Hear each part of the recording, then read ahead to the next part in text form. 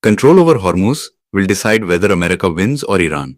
The billionaire has already shown the post-Mahabharata scene. In the darkness of night, surveillance aircraft fly over the Persian Gulf, oil tankers stand still at sea, movement at ports has come to a halt, and red and green numbers flash across trading screens. This is not just the picture of a regional conflict. This is the scene of the place through which the world's energy, shipping, insurance, diplomacy, and military prestige all pass together. From the outside, it looks like a battle of missiles and ships, but in reality, it is a battle of trust, supply routes, and global power. And at this very point, billionaire investor Ray Dalio has said that the real question is no longer who damaged whom more, but who ultimately proves control over the Strait of Hormuz. According to him, this final battle will decide whether America wins this war or Iran. Based on Dalio's March 2026 post, Investopedia and Fortune reported this very central thesis, that the outcome at Hormuz could become a signal not just of military success, but of the future shape of world order. Before understanding Dalio's point, it is important to understand why Hormuz matters so much. According to the US Energy Information Administration, about 20 million barrels per day of oil flowed through the strait in 2024, which was roughly one-fifth of the world's total petroleum liquids consumption. According to Reuters' March 2026 reporting, during the Iran, or this very choke point, became the biggest center of risk, shipping was badly disrupted, and a permanent premium of fear got attached to the energy market. In other words, Hormuz is not an ordinary sea route. It is the heartbeat of the global economy. If it stays open, the world keeps breathing. If it closes or becomes unsafe, then not just the Gulf, but Asia, Europe, and America. All of their inflation, fuel prices, and supply chains get shaken. That is why Dalio's focus is more on Hormuz than on nuclear sites or land battles, because whatever happens, they will affect far more than the battlefields. Ray Dalio said clearly in his post that everything depends on who controls the Strait of Hormuz. According to coverage in Fortune and Financial Express, he called it the final battle, and also wrote that if President Trump and America fail to restore secure passage through Hormuz, then whatever the reason for that failure may be, the perception will be that America has lost.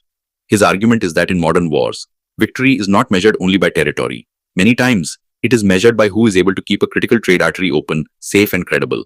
Dalio says that if America, despite having such military and financial power, cannot keep Hormuz secure, then it could break the world's trust in its strength. That is a very big statement from an investor's point of view, because he is not looking at the battlefield. He is looking at the marketplace of credibility. He compared this potential humiliation to the Suez Crisis of 1956. Both Fortune and Investopedia reported that according to Dalio, if America cannot establish effective control over Hormuz, or cannot ensure secure passage there, then it could be seen as an event similar to the humiliation Britain faced at Suez, a turning point many historians see as a symbol of British imperial decline. Dalio has for a long time spoken about big cycles and shifts in world order. His broader theory is that when dominant powers begin losing control over critical trade, military credibility, and monetary trust, then alliances, capital flows, and historical momentum slowly begin turning in another direction. That is why he sees Hormuz not just as an oil choke point, but as a test of empire. For him, this is an examination where military outcome, currency trust, debt confidence, and alliance discipline all come into the same frame. But is the ground reality really this dramatic? Reuters' March 18, 2026 report says that the war had entered its third week, and the Trump administration was considering new military reinforcements. According to that same report, possible options included securing tanker routes, considering control-based operations around Karg Island, and building a broader force posture to restore maritime access. On the other hand, in a Reuters report dated March 12th, US Treasury Secretary Scott Bessent said that the US Navy could go on a Hormuz escort mission with an international coalition, but only if military conditions allowed it. So Dalio's phrase final battle is not hanging in the air without basis. There really is an understanding in policy circles that the decisive phase of the war may be tied to maritime access and secure transit. Even so, the picture is not completely black and white. According to a recent AP report and other maritime tracking-based coverage, during the war, some ships still managed to cross Hormuz, and Iran remained partially successful in keeping exports moving through some aligned or tolerated routes. This means that the Strait did not become a completely dead corridor, but rather a selective, risky, and politically filtered passage zone. And that is exactly what makes the conflict more complex. If Iran does not fully block it, but raises uncertainty so much for Western-aligned shipping that the market effectively starts treating the strait as impaired, then it can create strategic pressure even without full naval domination. That is low-cost asymmetric leverage. And Reuters also wrote that Tehran still has the capacity to harass maritime trade through mines, drones, and cheap disruption tools. So here, control does not mean simply planting a military flag. It also means deciding the world's trust in passage. Dalio's next major point is about perception. According to him, if America and Trump fail to prove Hormuz to be open and safe, then it will not just be a tactical failure, but a global loss of prestige. He wrote that only when the world's leading power successfully demonstrates its military and financial strength do people continue trusting its currency, debt instruments, and alliances. This point is tied to his broader macro thinking. If US military power appears decisive, then confidence in US treasuries, the dollar system, and the American-led order remains strong. But if, at such a critical artery, America appears indecisive, overstretched, or ineffective, then capital may psychologically begin looking toward alternatives. This is not a theory of overnight dollar collapse, but a theory of trust erosion, something that can slowly begin appearing in bond markets, gold demand, reserve diversification, and alliance hedging. Current market moves also point toward this anxiety. Reuters reported on March 19, 2026, that the Iran war had left a deep and costly scar on the Middle East energy system, that blockade-like disruption at Hormuz had shaken oil and LNG flows, and that even if there were a ceasefire, confidence in maritime trade was not expected to return quickly. According to other Reuters reports, Brent moved above $100, and both the dollar and gold got support because of safe haven demand. This means the market has already begun pricing the after-scene Dalio is pointing toward, that whatever the formal end of the war may be, supply chains and capital flows may not return to what they were before. If shipping confidence remains permanently weak, then a risk premium on Gulf energy could remain in place for a long time. Dalio also said that no negotiated settlement will truly resolve this conflict. According to the summaries in Investopedia and Fortune, his argument is that this conflict is no longer just about tactical bargaining, but about identity, revenge, resolve, and deterrence. According to him, for Iran, this is an existential issue, while for America factors like gas prices, domestic politics, and midterm election pressure are also involved. That is where the asymmetry comes from, the kind that makes long conflicts dangerous. One side may view pain as a civilizational struggle, while the other side may experience pain through poll numbers and retail fuel prices. Dalio's implication is that if Iran succeeds in stretching out the war and America gets trapped in domestic political fatigue, then the maritime contest will become even more decisive. In this whole debate, America's biggest practical difficulty is that it will not be easy for the US and Israel alone to guarantee long-term secure transit.